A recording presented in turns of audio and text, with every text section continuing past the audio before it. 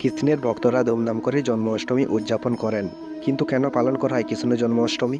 পুরাণ মতে পাপমোচন, ধর্ম সংস্থাপন এবং সাধু পরিত্রাণের জন্য ভাদ্র মাসে কৃষ্ণপক্ষের অষ্টমী তিথিতে কৃষ্ণের জন্ম। এই দিনটিতে ব্রত পালন করলে মনের ও শরীরের পাপ ক্ষয় হয়, সদ্গুণের জয় হয়, তার ফলস্বরূপ সাধু উদ্ধার হয়। শাস্ত্রে আছে নাকি কেউ যদি কৃষ্ণের এই জন্মাষ্টমী পালন করেন তাহলে এই জোর জগতে জন্ম মৃত্যু ব্যাধি কষ্ট ভোগ করতে হয় না ও পুনর্জন্ম গ্রহণ করতে হয় না।